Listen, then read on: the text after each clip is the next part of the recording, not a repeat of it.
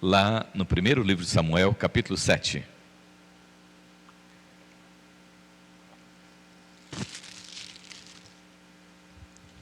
Primeiro livro de Samuel, capítulo de número 7. Esse profeta Samuel, muito conhecido de todos nós, com uma história de um chamado, filho de uma promessa, que teve um grande privilégio, ser separado pelo Senhor para ungir o rei Davi. 1 Samuel capítulo 7, do verso de número 2 até o verso de número, vamos ler até o 17. 1 Samuel 7, do 2 em diante. Desde aquele dia, a arca ficou em Quiriate-Jearim, e tantos dias se passaram que chegavam a 20 anos. Você acha que às vezes o tempo passa muito depressa, né? Às vezes falou, mas olha, já estamos no mês de abril, Naquele tempo de Samuel também, o tempo já passava depressa, Você viu como ele colocou aqui? Tantos dias se passaram que chegaram a 20 anos. A arca veio, para Quiriate-Jearim, e ali ela ficou. E quando eles viram, já tinha passado 20 anos que a arca da aliança estava ali com eles, E toda a casa de Israel dirigia lamentações ao Senhor. Samuel falou a toda a casa de Israel dizendo: se é de todo o coração que vocês estão voltando ao Senhor, então tirem do meio de vocês os deuses estranhos e os astarotes. Preparem o coração ao Senhor e sirvam somente a Ele. Ele livrará vocês das mãos dos filisteus. Então os filhos de Israel tiraram de seu meio os Baalins e os Astarotes e serviram só ao Senhor. Samuel disse: congreguem todo Israel em Mispa, e eu vou orar por vocês ao Senhor. Congregaram-se em Mispa, tiraram a água e derramaram diante do Senhor, jejuaram aquele dia e ali disseram: pecamos contra o Senhor. E Samuel julgou os filhos de Israel em Mispa. Quando os filisteus ouviram que os filhos de Israel estavam congregados em Mispa, os governantes dos filisteus saíram para atacá-los. Quando os filhos de Israel ouviram isso, tiveram medo dos filisteus. Então os filhos de Israel disseram a Samuel: não cesse de clamar ao Senhor nosso Deus por nós, para que Ele nos livre das mãos dos filisteus. Então Samuel pegou um cordeiro que ainda mamava e o sacrificou em holocausto ao Senhor. Samuel clamou ao Senhor por Israel e o Senhor lhe respondeu. Enquanto Samuel oferecia o holocausto, os filisteus chegaram para lutar contra Israel. Mas naquele dia o Senhor trovejou com grande estrondo sobre os filisteus. Eles entraram em pânico e foram derrotados pelos filhos de Israel. Os homens de Israel saíram de Mispa, perseguiram os filisteus e os derrotaram até abaixo de Betcar. Então Samuel pegou uma pedra e a pôs entre Mispa e Sem e lhe deu o nome de Ebenezer, dizendo: até aqui nos ajudou o Senhor. Assim os filisteus foram abatidos e nunca mais vieram ao território de Israel, porque a mão do Senhor esteve contra eles todos os dias de Samuel. As cidades que os filisteus haviam tomado de Israel foram devolvidas, desde Ecrom até Gate. E até os territórios ao redor delas, Israel tirou das mãos dos filisteus. E houve paz em Israel e os amorreus. E Samuel julgou Israel durante todos os dias de sua vida. De ano em ano, fazia uma volta, passando por Betel, Gilgal e Mispa, e julgava Israel em todos esses lugares. porém voltava a Ramá, para sua casa estava ali, onde julgava Israel e onde edificou um altar ao Senhor. Amém. Senhor, nós estamos agradecidos pela leitura da Tua Palavra e queremos que o Senhor ministre aos nossos corações. Não queremos sair daqui como chegamos, mas queremos, ó Deus, que seja acrescida em nós a compreensão da Sua Palavra, para que, ó Deus, possamos sempre ter essa confiança e certeza que Tu és o Deus Emanuel, que Tu és o Deus conosco e que fala aos nossos corações, em nome de Jesus. Amém. Amém.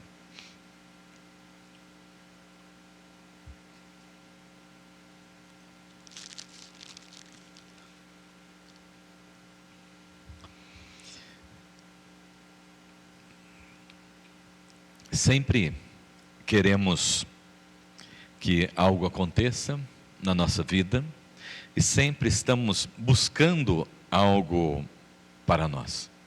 Isso é uma coisa assim, muito natural do ser humano e é muito importante que isso se suceda na nossa vida, sempre querendo algo mais, nunca estacionar, mas sempre olhando para frente e buscando mais e mais e mais, tanto para a nossa vida, quanto para a nossa família, quanto para aqueles que estão do nosso lado, quanto para a nossa fé diante do Senhor, o nosso Deus. Só devemos parar de sonhar, né, e deixar de ter desejo, né, depois que morremos. Enquanto estivermos aqui, temos que sonhar e sonhar bastante, e querer bastante para a nossa vida, porque nós temos um Deus que, segundo a sua palavra, a sua vontade é o quê?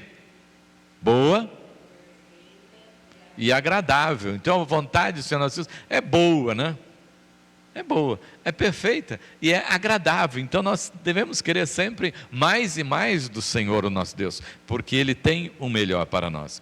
E Isaías, lá no capítulo 1, né, ele diz assim: se ouvirdes e obedecerdes, comereis o melhor desta terra. Então nós temos que sempre viver, amados irmãos, sempre querendo ter o melhor para nós. E o melhor que o Senhor tem para nós aqui nessa terra, porque lá na eternidade é ter o melhor do melhor, que é, né? Você já sonhou alguma vez com o quartinho que você tem preparado lá? Porque você, né, que Ele preparou lá na eternidade um lugar para nós, né? É uma mansão, é uma mansão celestial. É a mansão celestial. Já sonhou com a mansão celestial? Seu quarto lá na mansão celestial, lá na eternidade, né? Lá é abundante mesmo, né? Mas enquanto nós estamos aqui também para viver da melhor maneira possível e receber o melhor que Deus tem para nós. Porque como é que nós vamos pregar um Deus bom? Deus é bom, mas você está sempre lamentando e sempre reclamando e sempre se angustiando. Deus renova as suas misericórdias a cada manhã, mas você levanta um caco só. Deus renova as misericórdias, mas você levanta um caco só.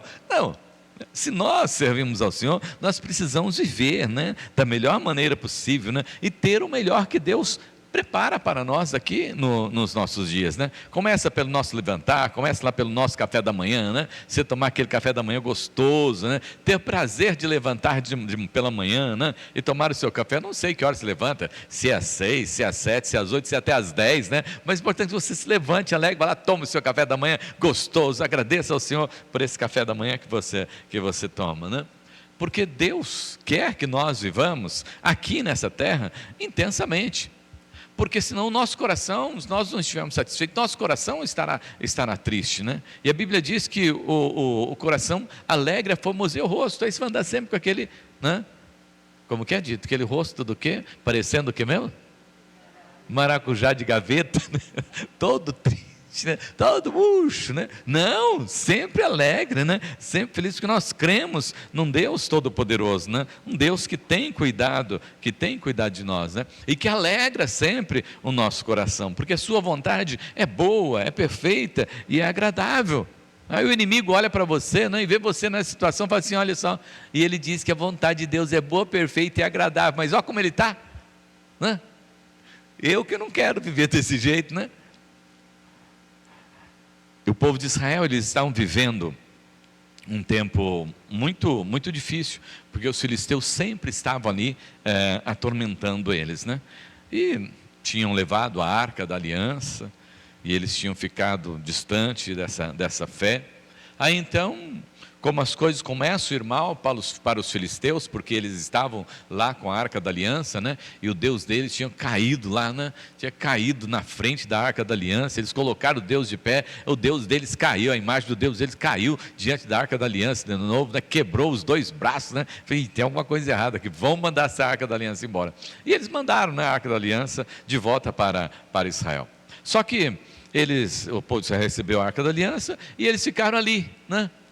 E foram, agora a Arca da Aliança está aí, né, e tal, agora nós podemos cultuar novamente o nosso Deus, né, e tal, isso aqui. Mas eles foram conversando e falando sobre isso durante 20 anos, e passou 20 anos. Aí Samuel falou assim, já passou 20 anos, está na hora de vocês tomarem uma decisão na vida de vocês. Vocês querem servir a Deus mesmo? Vocês querem buscar ao Senhor mesmo? Vocês querem viver debaixo dessa graça maravilhosa e dos cuidados de Deus mesmo? Se vocês quiserem, precisa ser tomada algumas providências na vida de vocês. Porque muitas vezes nós queremos viver servindo ao Senhor, mas com um pé, né, em duas canoas, né? Uma hora eu estou de um lado, outra hora eu estou do outro, né? E está indo como aquela pessoa que ia atravessando a ponte, mas a ponte estava ruim, meia quebrada, né? E ele queria agradar o Senhor, mas não queria desagradar o diabo, porque ele tinha medo que o diabo derrubasse ele da ponte, né? Então a fé não era suficiente para que você confiasse só no Senhor, né? Mas você tinha medo do diabo. Então ele ia assim, Deus é bom, mas o diabo não é ruim. Deus é bom, mas o diabo não é ruim. Não, você precisa crer tão somente e confiar tão somente no Senhor. Não dá para andar com o pé em duas canoas. A palavra nos ensina que nós podemos servir a dois senhores. Nós vamos agradar a um e desagradar o outro. Não adianta. E aí, então Samuel chega para eles e fala, vocês estão dispostos, mas vocês querem servir ao Senhor, o nosso Deus? Se é de todo o coração, versículo de número 3, né? Samuel falou toda a casa de Israel, dizendo, se é de todo o coração que vocês estão voltando ao Senhor, então tirem do meio de vocês todos os deuses estranhos. Então, primeira coisa, tira todos os deuses estranhos do meio de vocês. Tudo que impede, tudo que vocês estão adorando, tudo que se tornou ídolo na vida de vocês, coloquem de lado. E principalmente, né, Astarote, coloca aí tudo de lado. Tem que ser Deus em primeiro lugar na vida de vocês. Esqueçam os outros deuses. Hoje, né, olhando para a nossa vida de hoje, existem também muitos deuses, né, que estão presentes aí no nosso cotidiano, né? Porque tudo que impede de nós buscarmos ao Senhor se torna um ídolo na nossa vida. Se eu disser assim, eu não posso porque eu tenho um trabalho a fazer. Espera um pouquinho. Será que você não está colocando esse trabalho como empecilho para você servir ao Senhor? Será que você não está sendo impedido no seu trabalho para servir ao Senhor? Mas eu não posso porque eu tenho outras coisas para fazer. Cuidado, será que isso não se torna um empecilho na sua vida para servir ao Senhor? Não? Às vezes é o sono. Mas eu preciso dormir. Mas espera um pouquinho. E o serviço do Senhor? Como é que fica? Tantas coisas que existem aí que ocupam muitas vezes o lugar de Deus na nossa vida. Uns é o carro, né? Outros é a casa, né? Outros é a própria família, né? Então nós temos que tomar cuidado, porque às vezes nós olhamos para esse texto, quando Samuel diz para eles jogarem todos os deuses estranhos e os astarotes da vida deles, e nós não jogamos. Nós sempre temos alguma coisa que está ocupando o lugar de Deus na nossa vida, né? E tudo aquilo que é maior do que Deus na nossa vida, né, é um ídolo, se torna um ídolo. Então nós temos que tomar muito cuidado, né? E depois diz, preparem também o coração, né, ao Senhor. Preparem o coração ao Senhor. Prepare o seu coração para ser ali habitação de Deus, né? Para que você possa buscar realmente ao Senhor nosso Deus e entregar o seu coração para o Senhor, né? O jovem rico Quando ele teve aquele encontro com Jesus, os irmãos se lembram muito bem, ele chegou todo cheio de conhecimento para conversar com Jesus, né? Falou sobre os mandamentos e falou sobre as leis com Jesus, né? E tudo mais, mas Jesus conhecia o coração dele. Aí quando Jesus percebeu que ele sabia tudo, aí Jesus falou para ele: então vai, vende seus bens e dá aos pobres e segue-me. Aí o que ele fez? Ai, Senhor, Deus, mas os meus bens não, né? O meu dinheiro não, né? Eu quero. Jesus falou: então, não dá, né? Aí ele saiu cabisbaixo, né? Porque o nosso coração tem que estar disposto a servir ao Senhor, a renunciar muitas coisas na nossa vida para o serviço do Senhor, né? O Senhor quer o centro do nosso coração, o centro da nossa vida, né? O centro da nossa atenção. E em terceiro lugar diz assim, ó, sirvam somente ao Senhor. Não dá para servir a outros deuses. E aí então, fazendo isso, se vocês fizerem isso, tem a contrapartida de Deus. Qual é a contrapartida de Deus? Ele livrará vocês das mãos dos filisteus. Ah, mas hoje nós vivemos o tempo da graça, pastor, que nós oramos e Deus faz tudo. Veja bem, nós aprendemos algumas coisas nessa questão da oração. Qual é a oração que chega realmente ao Senhor, né? É que aqui não dá, porque nós não temos visão espiritual a respeito, né? Mas se nós tirássemos esse forro aqui, a gente ia encontrar muita oração que está enroscada ali, que não passou, né? Ou lá na nossa casa, vamos encontrar muita oração que está enroscada lá no teto, né? Está parada por aí, né? Por quê? Porque não chegou até ao Senhor nosso Deus. Porque Ele é Deus de graça, de poder e misericórdia. Mas para nos achegarmos à presença dEle, vamos nos lembrar lá do Antigo Testamento. No livro aqui mesmo de Samuel, lembrando aqui do profeta Eli e seus filhos. Eles não serviram ao Senhor como deveriam servir. Eli foi muito relapso, colocou os seus filhos como sacerdotes do Senhor, mas não falou para eles: se vocês não servirem ao Senhor direitinho, a coisa vai ficar feia para vocês. Vocês querem servir ao Senhor, então faça a coisa direito. Mas eles não, eles queriam servir o Senhor do jeito deles. Existia parte do sacrifício que era para o Senhor nosso Deus, existia parte do sacrifício que os sacerdotes poderiam comer.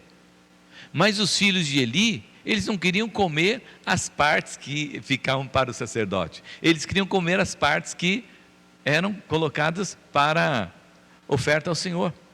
E eles iam lá e pegavam as coisas que eram do Senhor e traziam para eles. E isso não agradou a Deus. Eles estavam servindo no altar do Senhor nosso Deus de forma errada. O coração deles não estava voltado com temor e tremor diante do Senhor nosso Deus. Aí o que foi que aconteceu com eles?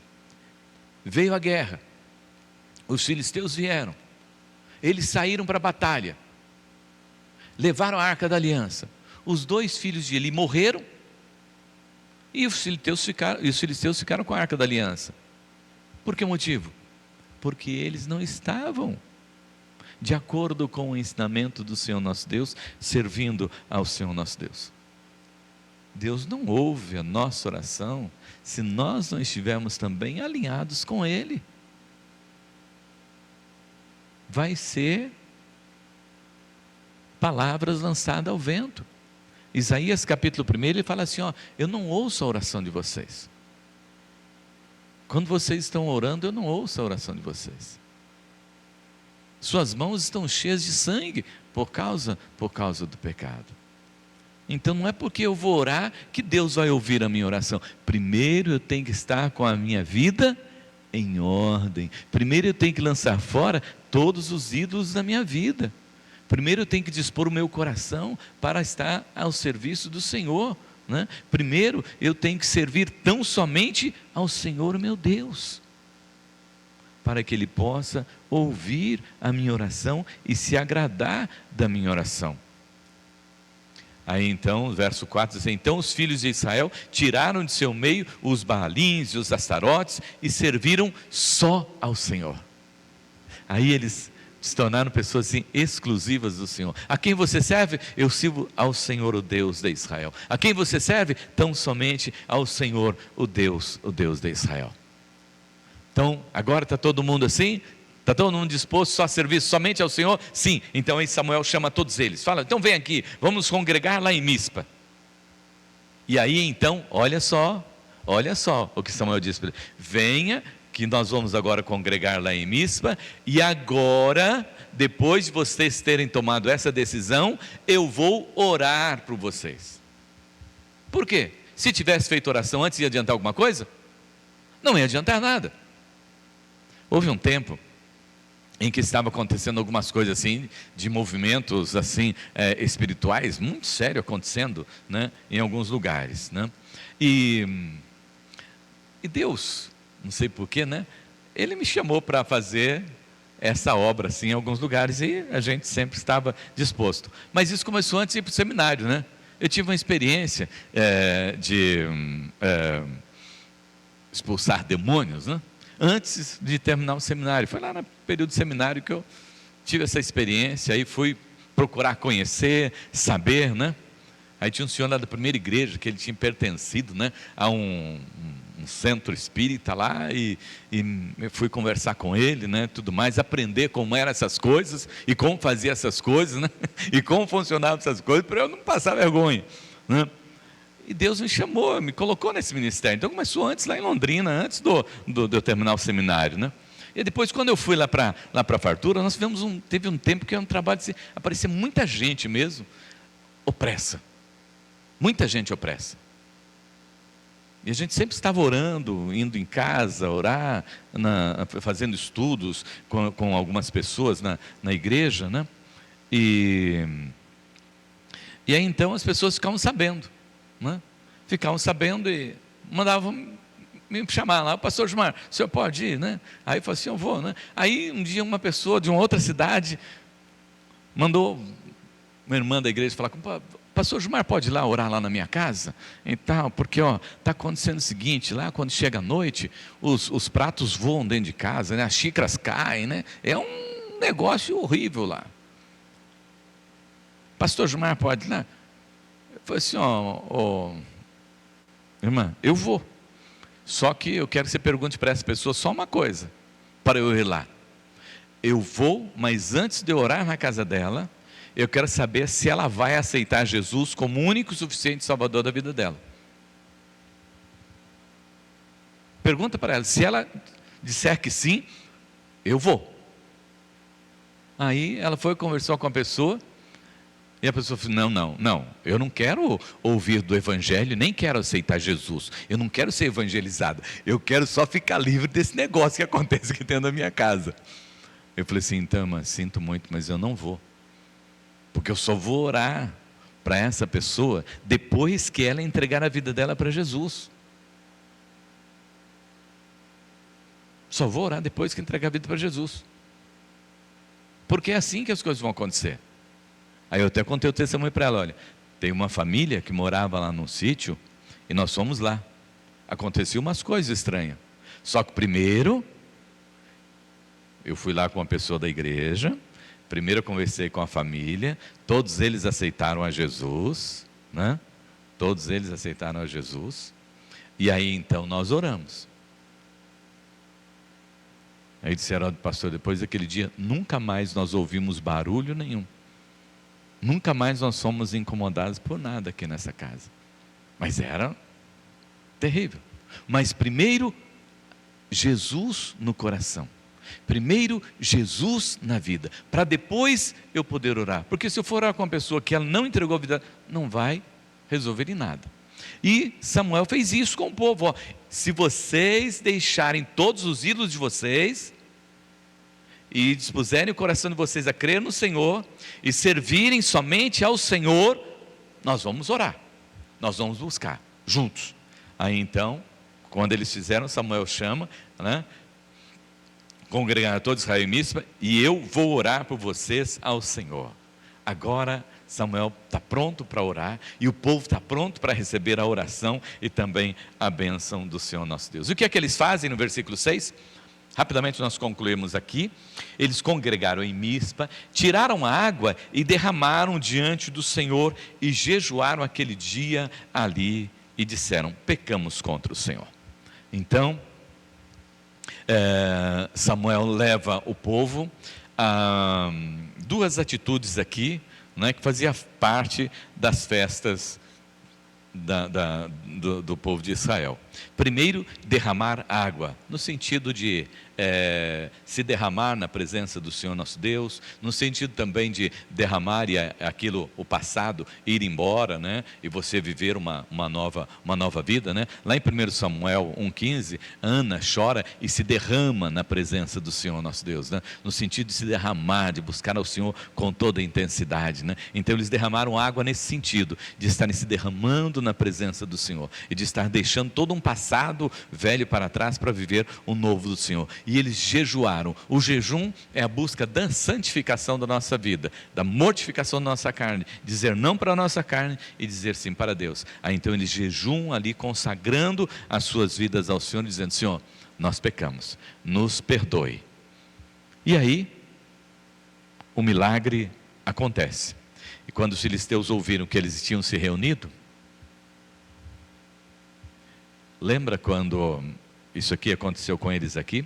E acontece também com Neemias, quando Neemias vai reconstruir os muros. Quando Neemias chega lá e vai reconstruir os muros, reúne o povo para reconstruir os muros, todos os líderes das cidades do lado vêm tentar dissuadi-lo para que ele não construa os muros, para que ele não levante o templo novamente, porque eles sabiam que esse povo unido, louvando, orando, tira o sossego de todo mundo ao redor.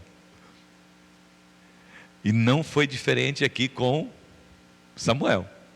Quando ele reúne o povo, vai orar, os filisteus ficam sabendo e falam: vamos acabar com esse povo, porque se eles continuarem reunidos e orando ao Senhor, esse Deus é poderoso. E eles vieram, né, contra o povo de Israel. A princípio, né, isso pode acontecer com todos nós, né? A princípio, no versículo de número 7, diz que quando eles ouviram dizer que os filisteus estavam vindo contra eles, eles tiveram medo dos filisteus. Eles tiveram medo dos filisteus. Ai, meu Deus do céu. Nós pensamos que agora nós nos derramamos na presença do Senhor, agora nós nos colocamos para servir ao Senhor, nós íamos ficar em paz, agora já está vindo esses filisteus aqui de novo. Oh, meu Deus do céu, não?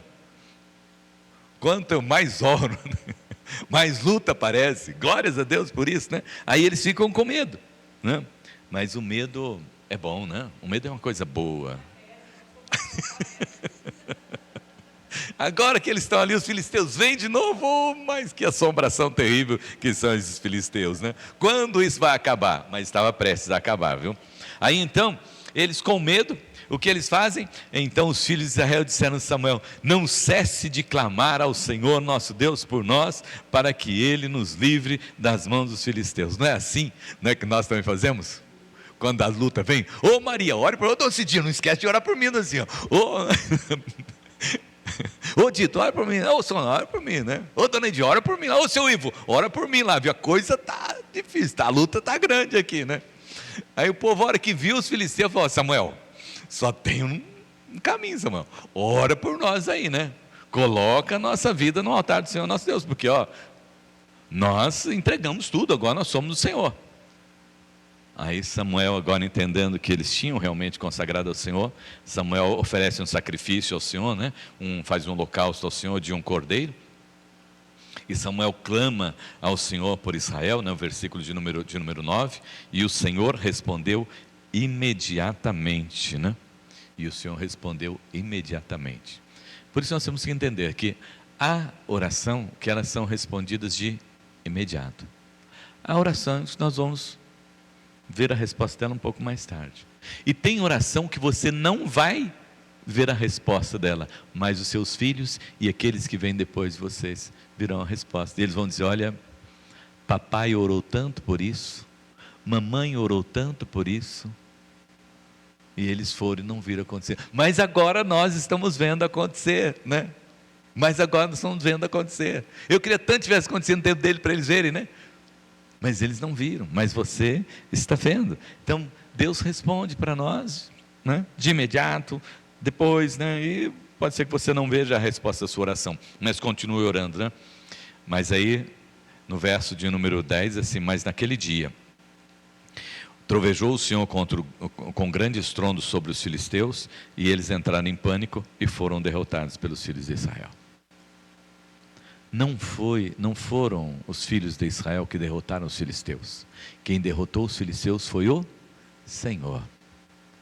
Não somos nós que vencemos a batalha, é Deus que vence a batalha por nós. Paulo diz: a nossa luta não é contra a carne e o sangue, mas contra os principados e potestades. Por isso revestivos de toda a armadura de Deus, porque quem nos dá a vitória é Deus. Nós não podemos nada, mas o Senhor, o nosso Deus, é que pode tudo e que pode todas as coisas. E foi Ele que venceu os filisteus pelo povo de Israel. E aí então, Samuel precisava deixar isso, né? Bem claro para todos eles. E precisava deixar também para as outras gerações, né? Então o que é que ele faz? O que é que ele fez? Lá no versículo de número 12.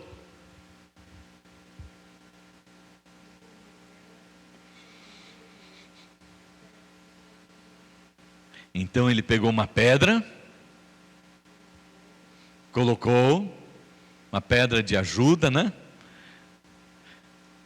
E disse: até aqui nos ajudou o Senhor. Então Samuel quis mostrar para ele o seguinte: olha, como vocês se curvaram, como vocês aceitaram, como vocês entregaram a vida de vocês para o Senhor, Deus se manifestou na vida de vocês. Quando Jesus celebrou a ceia, ele diz: em memória de mim. Quando eles vencem essa batalha, Samuel pega e coloca uma pedra ali. Para que ele colocou aquela pedra? Oi? Para que todas as pessoas e todo o povo de Israel que passe por ali, olhe para aquela pedra e se lembre que o Deus de Israel é o Deus que nos ajuda, é o Deus que cuida de nós. Quando Abraão fez a peregrinação dele, ele carregava a tenda nas costas e o altar ele fazia de pedra. Por que motivo? Porque ele não precisava ser lembrado por ninguém, mas Deus precisava ser lembrado por todos os povos. Quem passava, olhava o altar de pedra que Abraão tinha construído e falava: Abraão cultuou a Deus aqui neste lugar. Olha, Abraão cultuou a Deus aqui neste lugar. Olha, Abraão cultuou a Deus aqui neste lugar. Era para sempre lembrar que Deus, o nosso Deus, é um Deus que está sempre presente, é o Deus que nos ajuda. E nós podemos sempre dizer: Ebenezer, até aqui nos ajudou o Senhor. Por isso, coloque marcas lá na sua casa. Não se esqueça das bênçãos que você recebeu.